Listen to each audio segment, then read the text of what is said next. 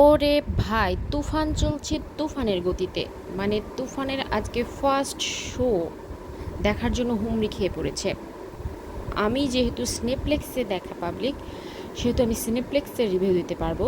প্রতিটা cineplex Housefull এবং আগামী 3 দিনের কোনো টিকিট নেই। 4 দিনের জন্য, 4 দিনের বেলায় আমি আরও 2টা টিকিট পেয়েছি আমার ফ্যামিলি মেম্বার নিয়ে দেখার জন্য। সো তোমরা দেরি না করে অবশ্যই অবশ্যই তুফান মুভিটি দেখে ফেলো।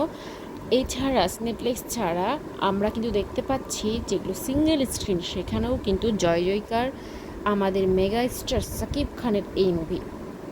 যদিও সাকিব খানের এই মুভি নিয়ে অনেক জল্পনা কল্পনা ছিল, এই মুভি কেজিএফের নকল অনেক কিছু, বাট শেষ পর্যন্ত এখন দেখার বিষয় কতটুকু ধরে রাখতে পারে এই ক্রেজিনেস।